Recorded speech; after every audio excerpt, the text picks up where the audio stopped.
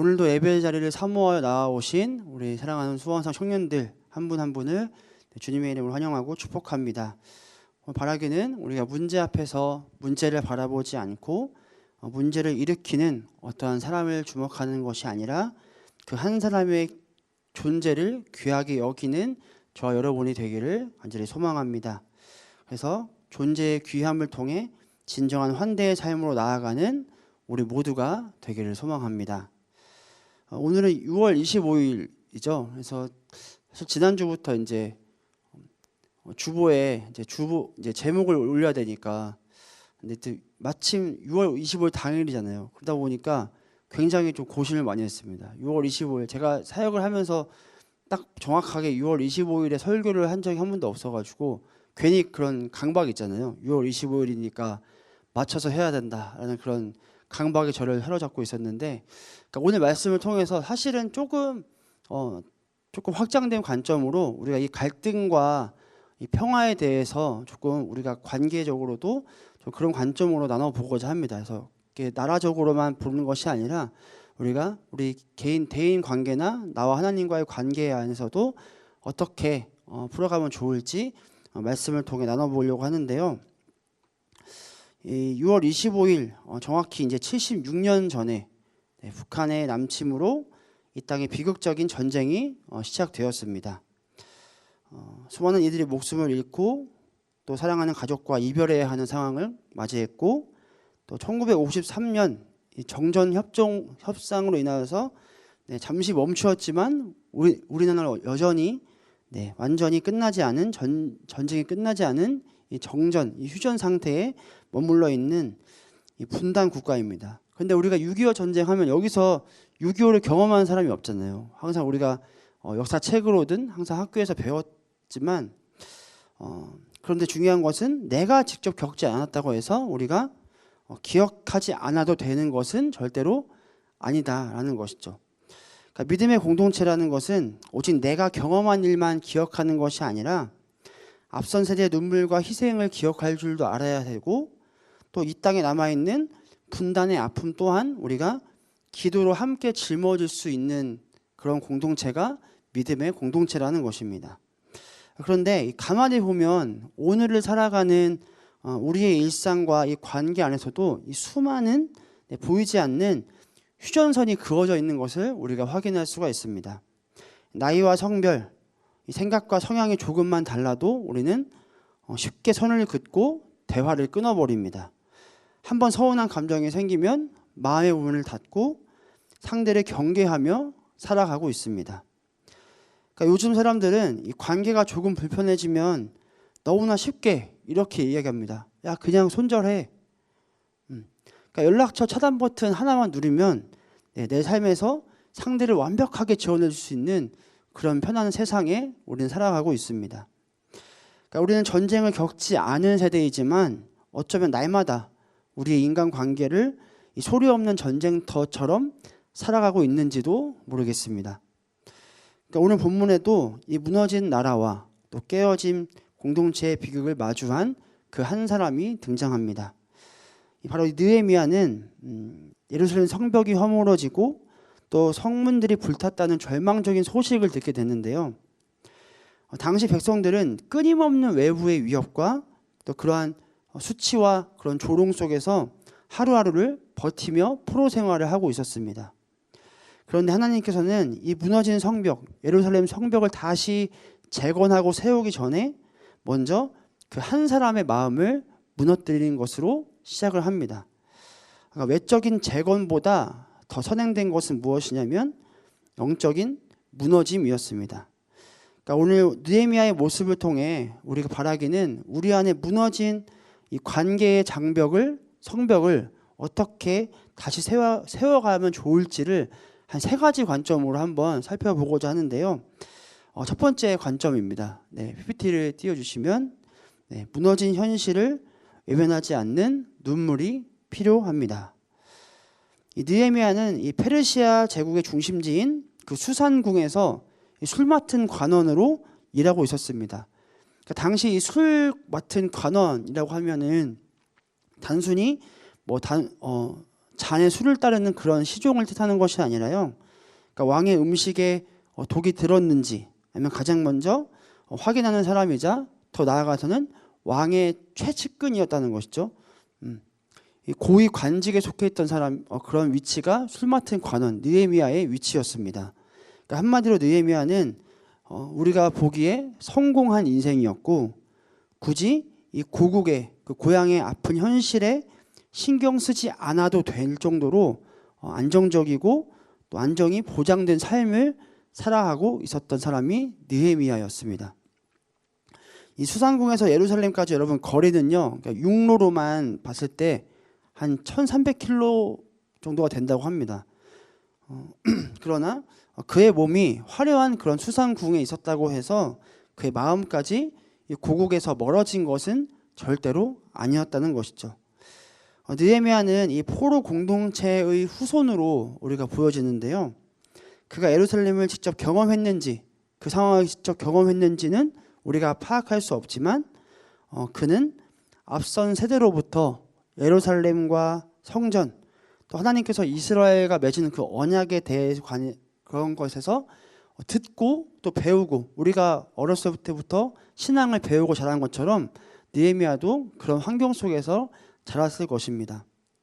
그런 느헤미야가 이제 유다에서 온 형제 이 하나니라는 사람을 만났을 때 가장 먼저 이렇게 질문하는데요.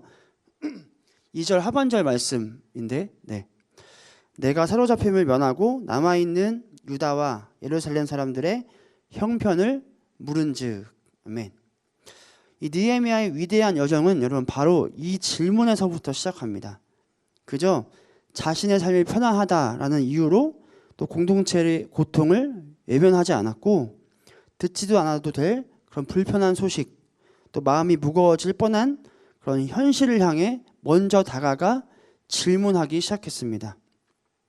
여러분 이처럼 사랑한다는 것은요, 그러니까 사랑한다는 것은 그 사람의 형편을 묻는 것입니다. 그러니까 깨어진 관계의 회복도 여러분 이러한 질문에서부터 시작한다는 것이죠.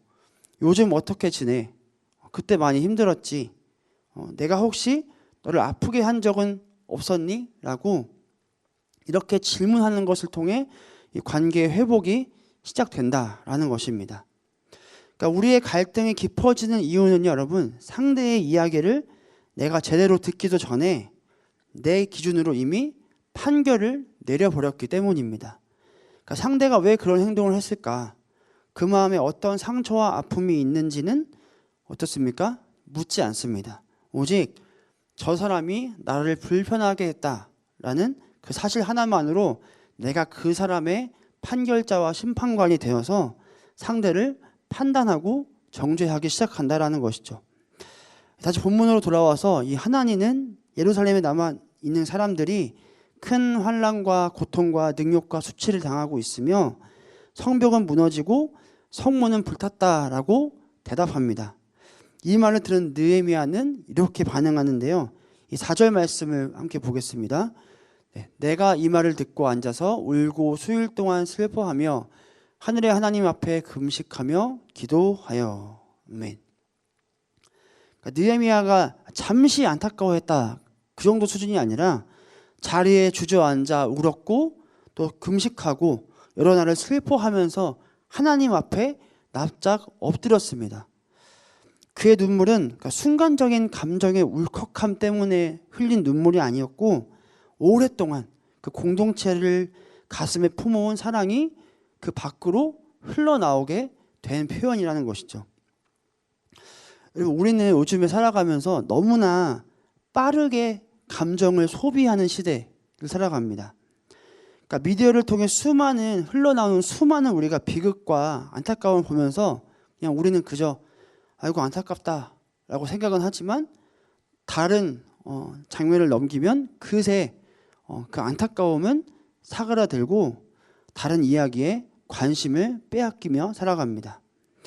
그러니까 어쩌면 오늘날 우리에게 부족한 것은 이 상황을 분석하는 어떠한 정보가 아니라 깨어진 현실을 바라보며 함께 흘려주는 눈물, 그것이 부족한 시대를 살아가고 있지 않은가 그런 생각이 듭니다. 그러니까 상대를 논리로 이겨서 굴복시키려고 하는 사람들은 많지만 깨어진 관계를 붙들고 하나님 앞에서 눈물을 흘리는 그러한 중보자는 굉장히 드문 그런 시대인 것 같습니다. 마찬가지로 우리는 이 북한이라는 나라가 이 군사적 위협과 또 체제의 모순을 갖고 있음을 분명히 직시하고 있습니다. 그러니까 역사적 사실과 또 북한 정권의 정말 억압을 우리가 모호하게 표현해서는 안 될 것이죠. 그런데 경계해야 할 그런 북한의 체제와 또 기도를 품어야 할 그 북한 사람들을 우리가 혼동해서는 안 된다는 것입니다. 그 차가운 땅에서 굶주림과 억압 가운데 살아가는 사람들이 존재합니다. 자유롭게 예배하지 못하면서도 그 지하 교회에서 꽁꽁 숨어서 믿음을 지키는 믿음의 성도들이 그 땅에도 여전히 지금도 존재하고 있습니다. 그들 역시 하나님께서 지으신 생명이고 우리가 기도로 품어야 할 믿음의 사람들이라는 것이죠. 여러분은 질문하고 싶은데요. 여러분들은 그들을 향해 혹시 그들을 기도의 대상으로, 북한 주민들을 내가 기도해야 할 대상으로 생각하고 있으십니까? 혹시 그들을 향한 경계태세는 이 주적이다라는 것은 늘 인지하고 있지만 그들을 위한 눈물, 그들을 향한 기도는 한 번도 해본 적이 없는 그런 상태를 살아가고 있지는 않으십니까? 제가 이전 교회에서 통일선교부라는 그 부서가 있었거든요. 실제로 탈북민 사역자, 그러니까 탈북해서 전도사로 사역하시는 분들과도 함께 더 사역을 같이 하기도 했습니다. 그러니까 그분들을 통해 여러 이야기들을 많이 듣는데 이 북한 선교 헌신에는 특별히 그런 선교사님들은 이런 이야기를 자주 한다라고 하더라고요. 그러니까 북한을 향한 교회의 기도가 식지 않아야 한다라고 거듭 호소하고 있다고 합니다. 그러니까 북한 주민과 성도들을 위한 기도는 우리가 단순히 이 정치적인 입장의 문제가 아니라 이 고통받는 이웃을 우리가 기억해야 하는 이 교회의 책임으로서 그들을 바라봐야 한다라는 것을 계속해서 다른 방식으로 독일한 이야기들을 반복하는 것을 제가 이전 교회에서 사역을 하면서 경험을 했습니다. 느헤미야는요, 이 멀리 떨어진 이 동족의 아픔을 자신의 아픔으로 삼고 눈물을 흘렸습니다. 그러니까 우리 역시 이 무너진 현실, 지금 이 현실을 외면하는 것이 아니라 이 북한 동포와 더 나아가서 이 땅에 깨어진 이 공동체와 이 관계를 위해서 기도의 눈물을 회복하는 청년들이 되어야 한다라는 것을 우리가 다시 한번 기억하면 좋겠습니다. 이제 두 번째 주제인데요. 두 번째는 그들의 죄가 아니라 우리의 죄를 고백해야 합니다. 이 현실의 아픔을 껴안고 기도의 자리로 나아간 이 느헤미야는 문제보다 크신 하나님을 바라보게 되는데요. 앞에 나와 있는 5절의 말씀 우리 한 목소리로 합독하겠습니다. 하늘의 하나님 여호와 크고 두려우신 하나님이여 주를 사랑하고 주의 계명을 지키는 자에게 언약을 지키시며 긍휼을 베푸시는 주여 간구하나이다. 아멘. 여러분 우리는 마음이 조급하면 어떻습니까?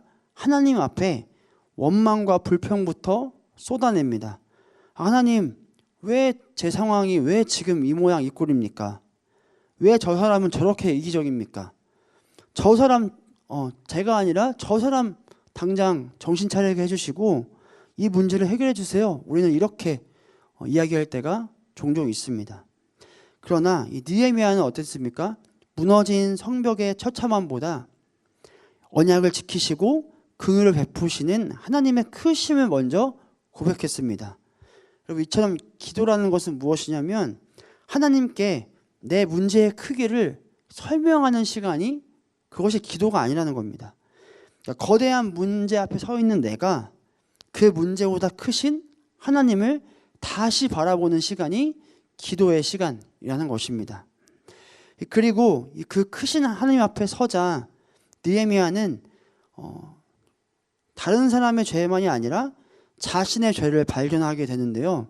이 6절과 7절 말씀도 한번 함께 봉독하겠습니다. 시작. 우리 이스라엘 자손이 주께 범죄한 죄들을 자복하오니 나와 내 아버지의 집이 범죄하여.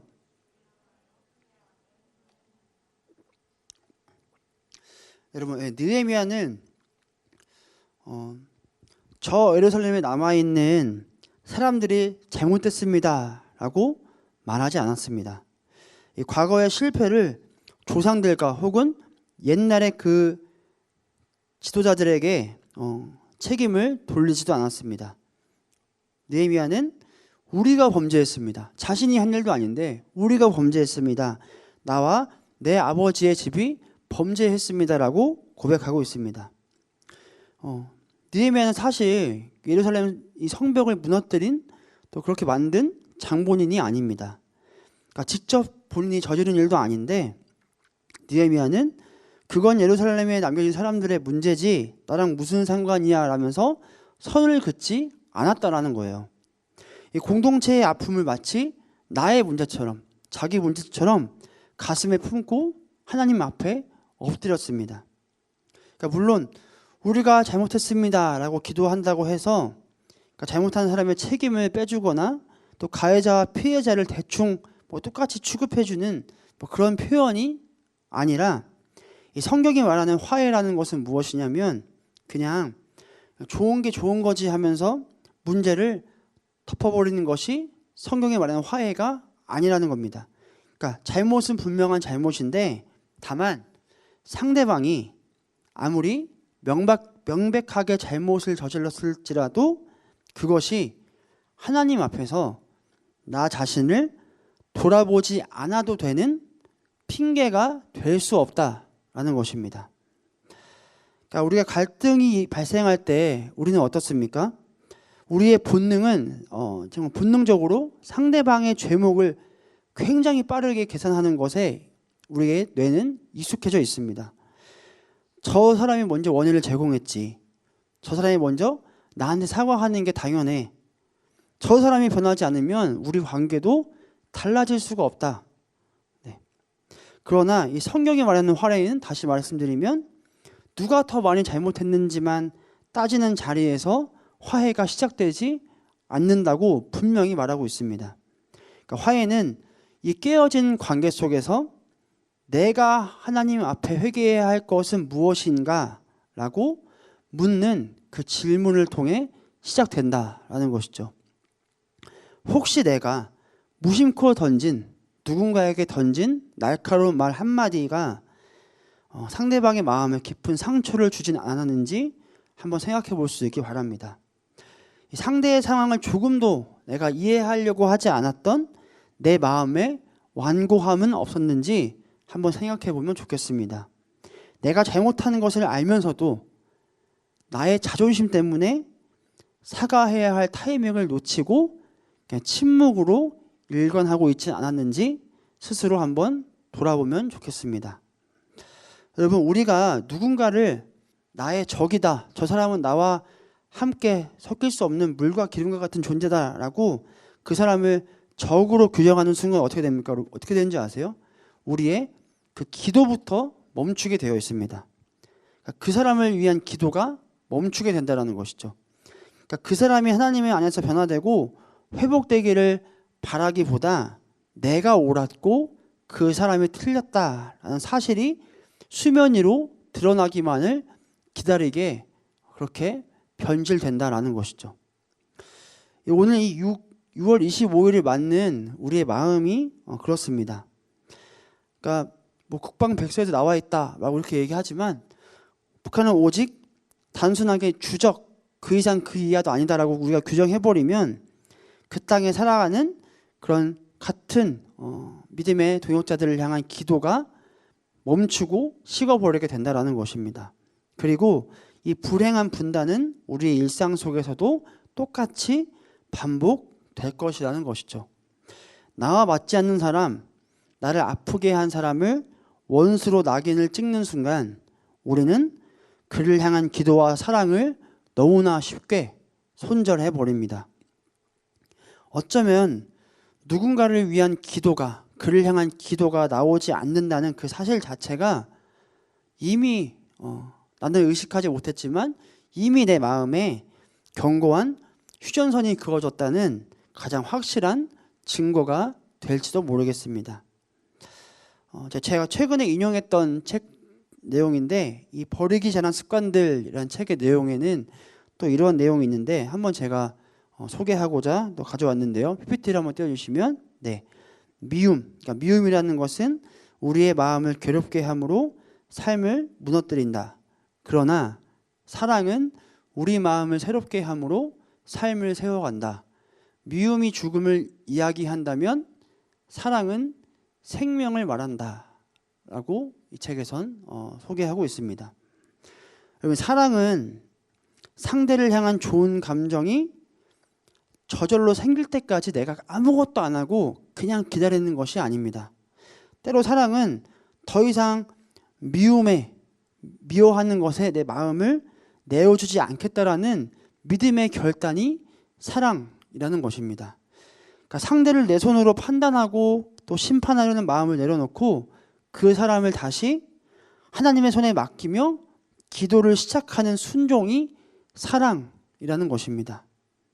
그러니까 상대가 여전히 불편하고 혹은 그 사람 때문에 내 마음의 상처가 여전히 남아있다 하더라도 그 사람이 하나님의 은혜에서 멀어지지 않기를 간절히 바라는 것, 그 사람의 악을 똑같이 악으로 갚지 않고 또 욕을 욕으로 갚지 않고 하나님께서 그의 삶도 나의 삶과 마찬가지로 바르게 인도해 주시기를 기도하는 것이 여러분 사랑의 시작일 수 있습니다.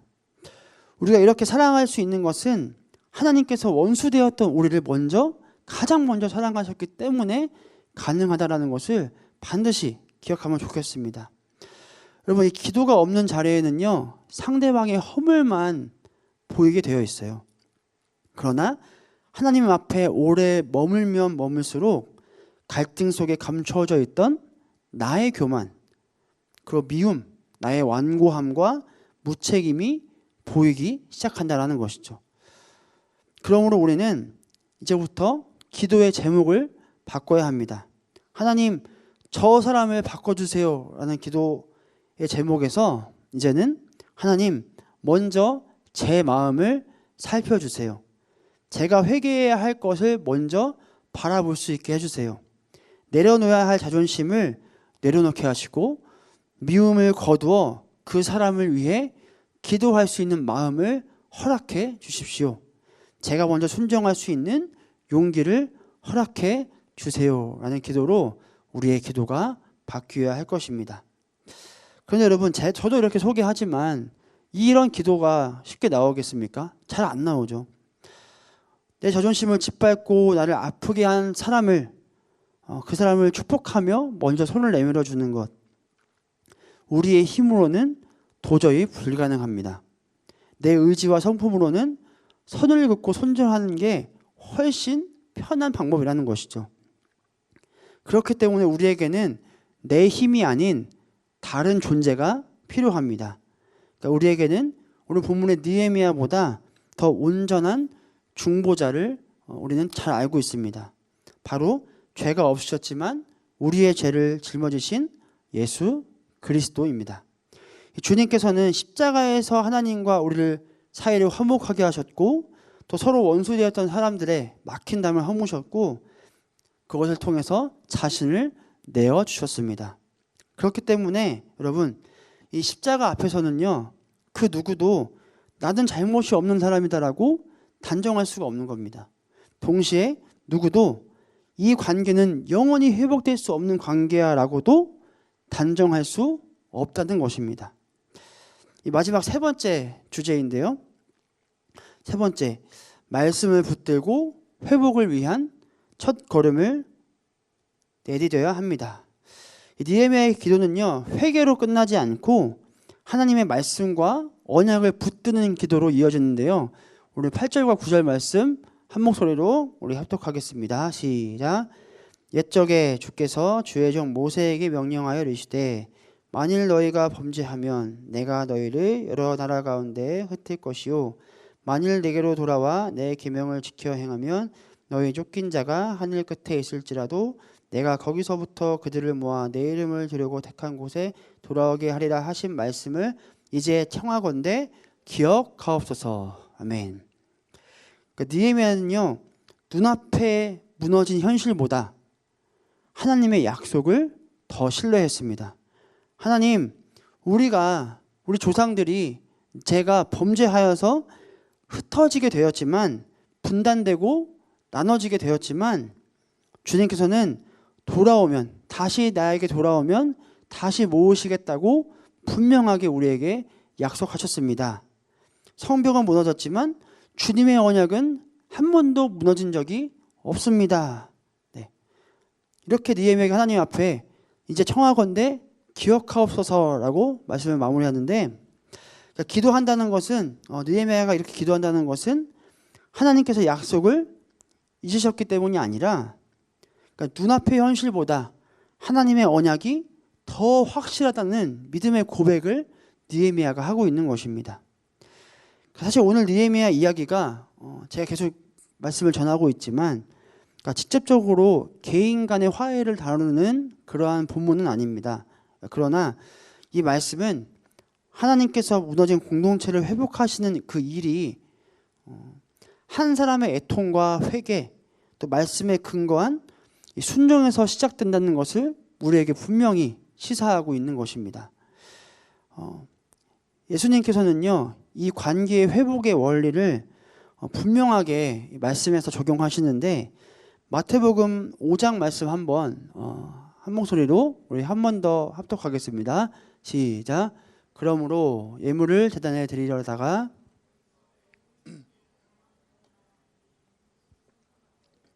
예물을 제단 앞에 두고 먼저 가서 형제와 화목하고 그 후에 와서 예물을 드리라.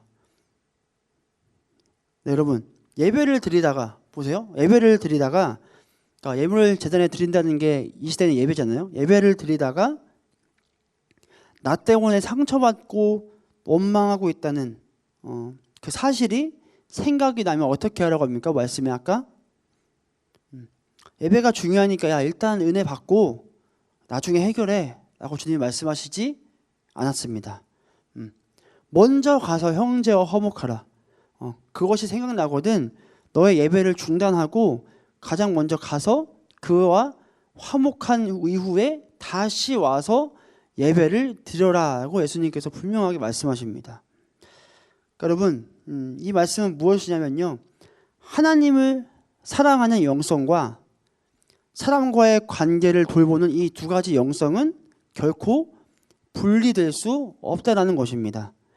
그러니까 하나님을 뜨겁게 찬양하고 기도하면서도 정작 내가 상처를 준 지체와의 관계를 끝까지 내가 회복하려고 하지 않고 외면한다면 예수님께서는 우리 예배의 진실성을 엄중하게 따져 물으실 것이라는 것이죠. 하나님을 사랑한다는 고백은 이웃과의 관계를 외면하는 핑계가 될 수 없기 때문입니다. 그런데 재미있는 게 무엇이냐면 뒤에 마태복음 18장 15절에서는 이 반대의 경우를 말씀하세요. 18장 15절 띄워주시면 내 형제가 죄를 범하거든 앞에는 무엇이었습니까? 내가 그의 관계와 원망했던 것이 생각나거든. 주체가 난데 이제는 내 형제가 죄를 범하거든. 다른 사람이 너에게 잘못을 저지르거든 너와 그 사람과 상대하여 권고하라. 5장에서는 내가 잘못했을 때 기다리지 말고 먼저 가라 라고 하십니다. 그런데 이 18장에서는 상대방이 나에게 잘못을 저질렀을 때에도 그러니까 앉아서 사과를 요구하며 그냥 기다리는 것이 아니라 똑같이 내가 가서 대화하라. 그러니까 먼저 가라. 어떻게든 이렇게 해도 먼저 가라 하고 저렇게 해도 먼저 가라 라고 예수님이 동일하게 말씀하고 있는 것을 우리가 확인할 수 있습니다. 그러니까 무엇이냐면 문제의 원인이 어느 쪽에 있든 문제의 원인이 나에게 있든 상대방에게 있든 우리 그리스도인은 어떤 사람이냐면은 화해를 시작할 그 책임을 상대의 몫으로만 떠넘기지 않는 사람이 그리스도인이라는 것입니다. 저 사람이 먼저 시작했으니까 나를 먼저 찾아와야지. 나는 잘못한 것이 없으니 먼저 연락할 이유가 없다. 이렇게 생각하지 않는 사람이 그리스도인이라는 것입니다. 그러니까 물론 여러분, 화해라는 것이 모든 갈등을 그냥 뭐 아무것도 없었던 일처럼 덮어두라는 의미가 아닙니다.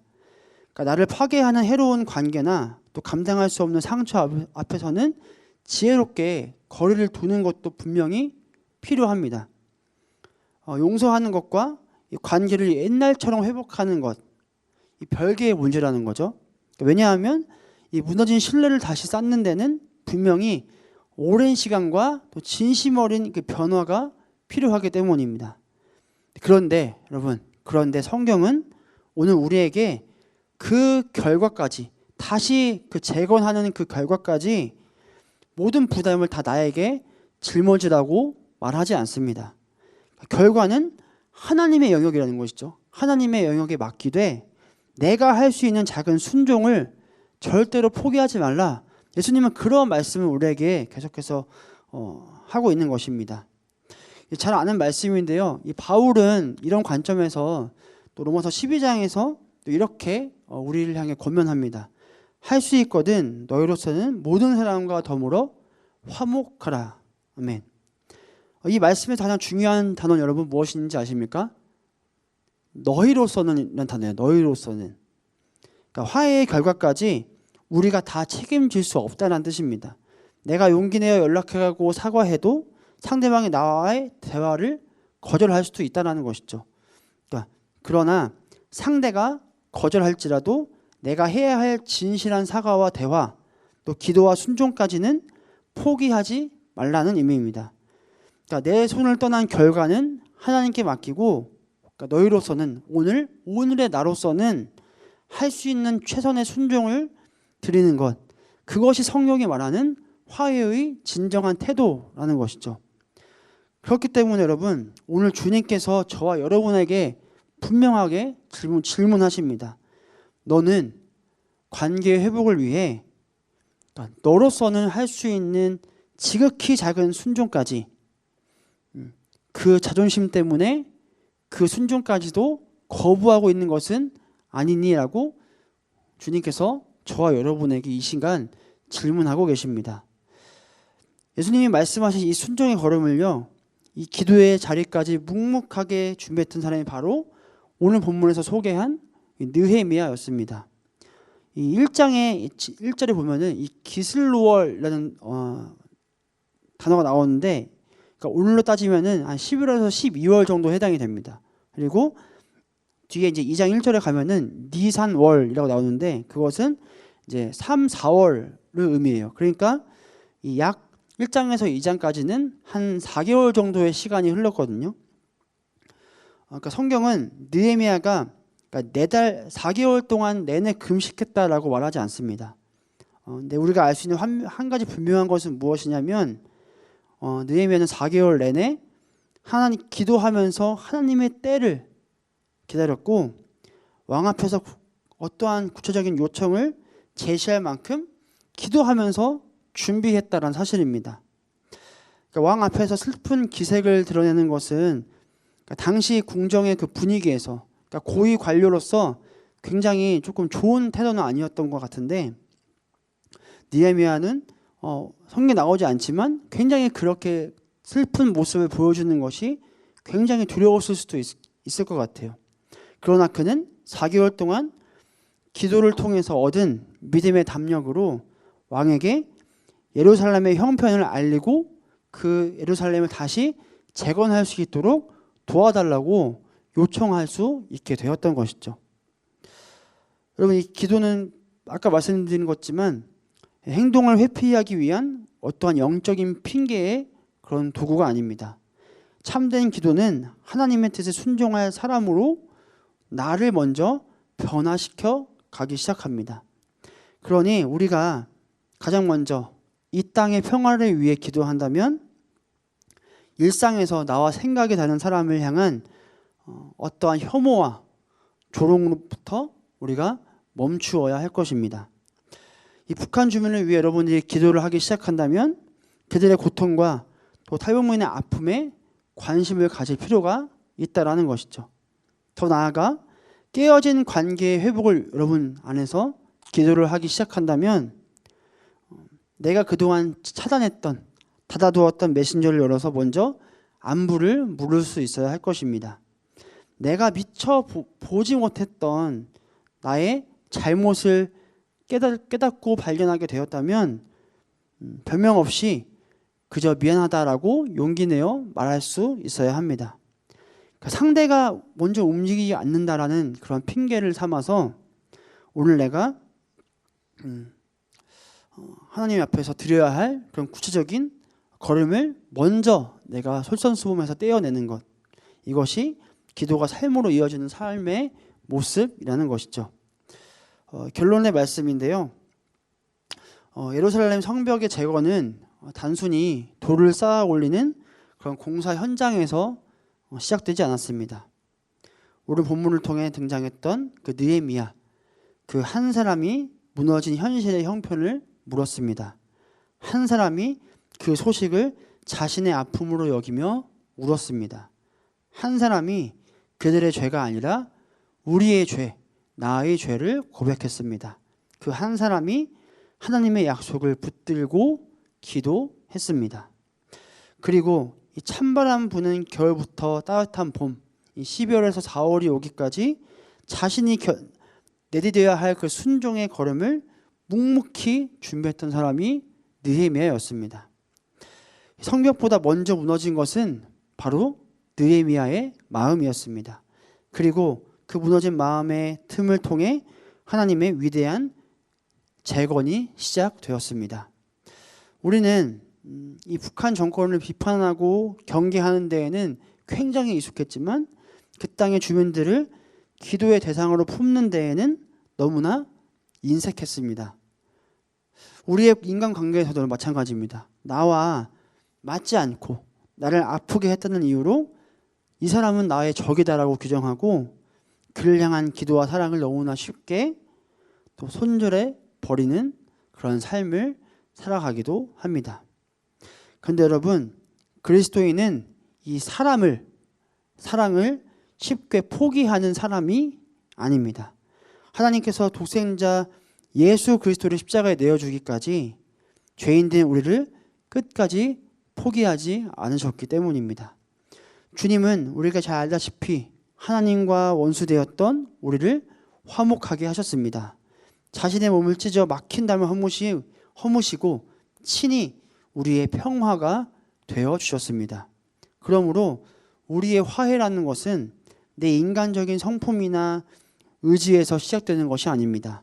먼저 우리를 용서하시고 품어주신 그 십자가의 압도적인 은혜를 경험할 때 비로소 시작될 수 있습니다.